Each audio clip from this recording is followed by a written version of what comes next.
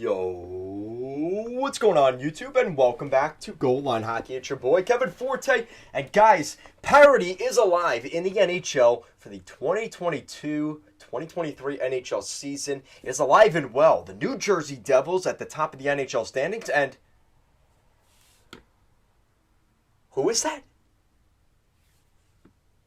I think that's the wrong team. The Seattle Kraken just came off of a 7-game winning streak?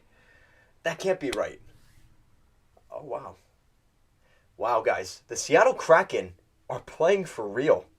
Now, the Seattle Kraken, yeah, they did finally lose. They finally got that win streak snapped against the Florida Panthers, but they had a 7-game winning streak, which is the longest in franchise history. Now, that isn't saying that much necessarily, considering this is only their second NHL season, but to put into context, that 7-game winning streak that they are just coming off of is more than double their longest winning streak all of last season.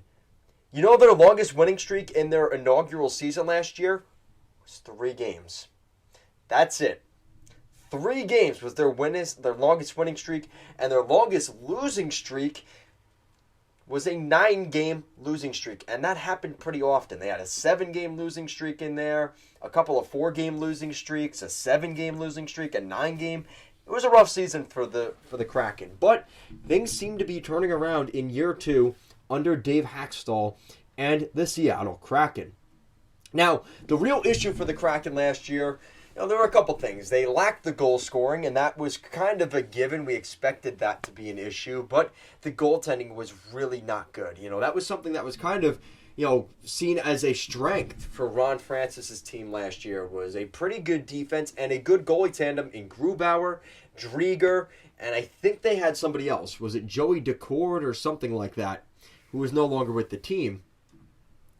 But the Kraken have played much better this season so far.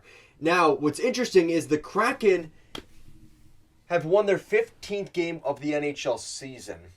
Fun fact, do you know when they hit 15 wins all of last season? February 2nd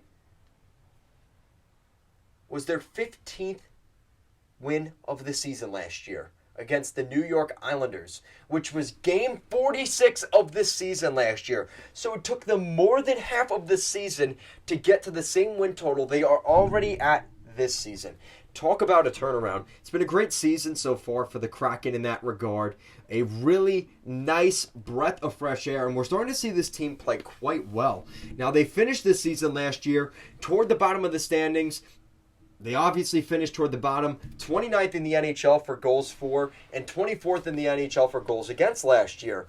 Well, they've kind of completely turned the tide on that one. Their goals for, top 10 in the NHL with 88 goals this season, and just outside the top 10 in goals against with 75 goals given up this season. So a total turnaround. So like I said, it took them 46 games last year to get that 15th win. It took them basically half that. It took them 24 games this season here to get, or 23 games to get to that same win total. Really exciting for the Kraken. This is their first bit of momentum, and we're starting to see some real on-ice success for the Kraken, and it's quite exciting. This is a team that really hasn't been talked about that much, right? We just expected them to kind of tread along and continue the rebuild, but they are doing a lot better than just that.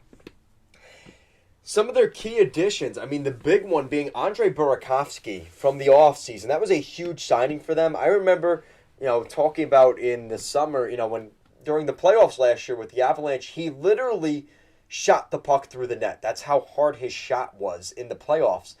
And he is ripping them this year. He is not even leading the team in goals, but he's got 9 goals this season and 25 points. Leading the team in goals this year, kind of continuing off a really good season last year with career numbers last year. Jared McCann leading the way with 11 goals for the Kraken this year. This is something that has been just, again, kind of the season we were hoping to see a little bit last year. but we're seeing guys like Eberle play really well. Matt Beniers in his first full NHL season got 21 goals this year. He's playing quite well for the Kraken. Daniel Sprong's got a couple goals. We're seeing Wenberg play quite well. This is a team that's finally getting some of that depth scoring, which they really lacked last year. The goaltending still hasn't been great. That is a weakness for this team. Martin Jones with an 893 save percentage. Grubauer with an 868 save percentage, which he has just been awful for them. I really do feel bad for him. He's gotten 7 games. He only has 2 wins. That's definitely not going to cut it. But they're finding ways to score goals. That's really been the difference for this team. And their defensive approach has really allowed them to win games even though the goaltending hasn't played well. And with that kind of goaltending, I'm shocked that they are playing this well. But that's just a credit to, again, a Ron Francis defense. You know, his defense is very good. You saw the way he built the Carolina Hurricanes. That was a team that really focused on having good defensemen and a really good defensive core. And that's kind of how they found ways to win this season, which is really encouraging for the Seattle Kraken. They're scoring goals at a premium. I mean, you saw that game the other night against the LA Kings, a 9-8 victory in overtime, a 3-2 victory over the Capitals. They're winning games in different ways, which I think is very encouraging, for a team that is coming out of that expansion, in 2 years ago. Everybody learned the trick from Vegas, and they weren't really able to reap the same benefits that the Golden Knights did in the most recent expansion. So teams were way more conservative this time around. And the Kraken are finding a way to still be successful and competitive in what a very difficult NHL and what's seemingly a difficult expansion draft all of a sudden, right? So what looked great for Vegas all of a sudden looked quite much more difficult and a much steeper task for Dave Hackstall and Ron Francis over there in Seattle. But so far, really excited to see what they've done. I haven't really talked about the Kraken in a while, so to give some credit to the Kraken fans out there, I know you guys are out there. Shout out to my Seattle Kraken fans out there. You guys are awesome. And give you guys a little bit of a early Christmas gift, if you want to call it that.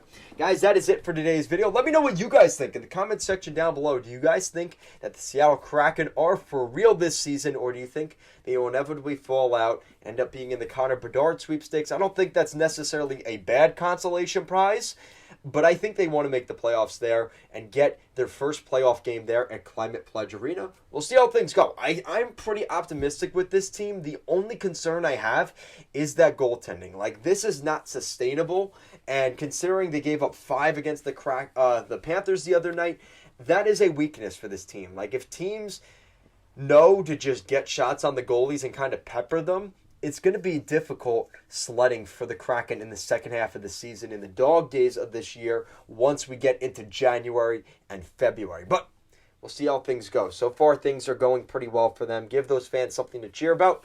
I'm definitely excited for them. As always, thank you so much for watching, and let's go Kraken.